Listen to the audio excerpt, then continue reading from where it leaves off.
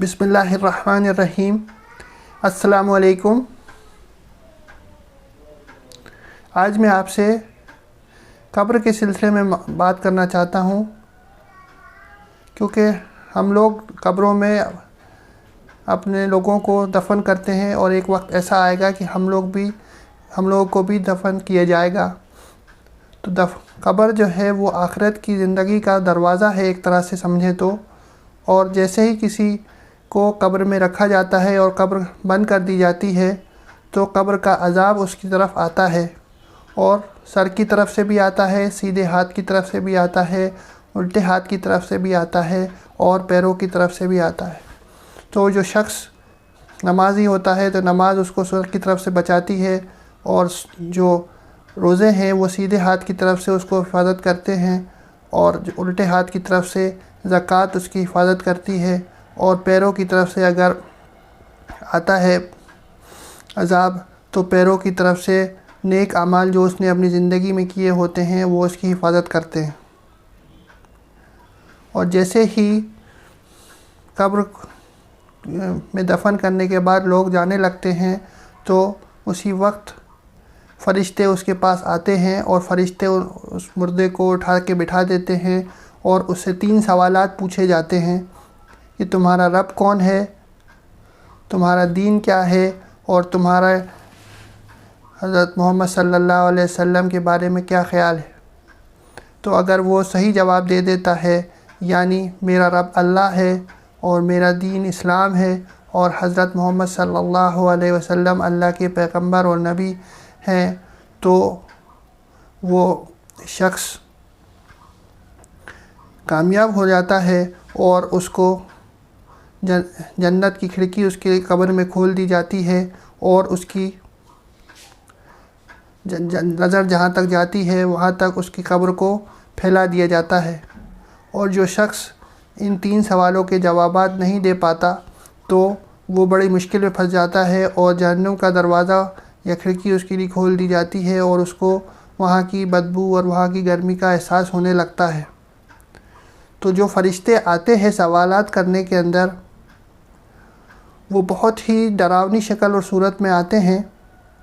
اور بہت ہی گرجدار آواز کے ساتھ وہ سوالات پوچھتے ہیں۔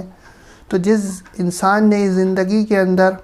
جب وہ زندہ تھا تو اس نے اگر اسلام کے اوپر اور حضرت محمد صلی اللہ علیہ وسلم کی سنتوں کے اوپر اور قرآن کے اوپر اور اللہ کے حکم کو پورا کرتے ہوئے زندگی گزاری ہوتی ہے تو اس کے لیے سوال کے جوابات دینا آسان ہو جاتا ہے۔ اسی سلسلے میں ایک صحابی نے اپنے بیٹے کو وصیت فرمائی تھی کہ جب مجھے دفن کر دینا تو تم وہاں سے جانا نہیں، بلکہ تم وہاں پہ رہنا، اور جس سے میرے لیے قبر کے اندر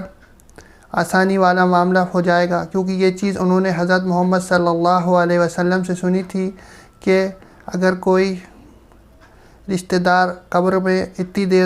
کے اوپر اتنی دیر تک کھڑا رہتا ہے کہ ایک اونٹ کو ذبح کر دیا جائے اور اس کا گوشت تقسیم کر دیا جائے، جو کہ تقریباً 2 گھنٹے کا وقت ہوتا ہے، تو اس کے لیے سوال اور جواب کو دینا آسان ہو جاتا ہے، اور اس کے لیے کافی قبر میں آسانی ہو جاتی ہے۔ تو قبر کے عذاب سے بچنے کے لیے ایک اور حضرت محمد صلی اللہ علیہ وسلم نے ہم کو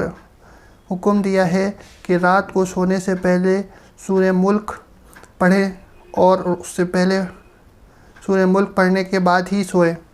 تو سورہ ملک بھی اللہ تعالیٰ کے عذاب سے قبر میں ہم کو حفاظت کرے گی، کیونکہ قبر کا عذاب ایسی چیز نہیں ہے جس سے ہم لوگ بالکل غافل رہیں اور اس سے ہم نڈر رہیں، کیونکہ ہر انسان کو موت آئے گی، اور ہر انسان کو موت کے بعد قبر میں دفن کیا جائے گا، اور اس کو یہ والا مرحلہ فیس کرنا ہی کرنا ہے۔ حضرت عثمان رضی اللہ تعالیٰ عنہ جب بھی کسی قبر سے گزرتے تھے تو وہ بہت روتے تھے۔ تو لوگوں نے ان سے پوچھا کہ آپ جنت اور جہنم کے تذکرے پہ اتنا نہیں روتے جتنا کہ آپ قبر کے تذکرے پہ روتے ہیں؟ تو آپ عثمان رضی اللہ تعالیٰ عنہ نے ارشاد فرمایا کہ قبر کا عذاب اور قبر آخرت کی منزلوں میں سے سب سے پہلی منزل ہے۔ اگر یہ والی منزل صحیح سے پار ہو گئی تو آخرت کی آگے کی ساری منزلیں ہر اس انسان کے لیے آسان رہیں، اور جس کے لیے قبر کی منزل اگر مشکل ہے تو آگے آنے والی منزلیں اور زیادہ مشکل ہوتی جائیں گی۔ اس لیے ہم لوگوں کو آخرت کی تیاری کرنا چاہیے اور قبر کے عذاب سے بچنا چاہیے، بچنے کی کوشش کرنی چاہیے۔ اس کے لیے ہم کو نمازیں بھی خوب پڑھنی چاہیے، نیک اعمال بھی خوب کرنے چاہیے، نمازیں اور روزہ اور زکوٰۃ، اور اللہ سے دعا بھی مانگنی چاہیے کہ اللہ تعالی ہم کو قبر کے عذاب سے بچائے اور آخرت کے عذاب سے یعنی جہنم سے بچائے اور جنت میں داخل کرے۔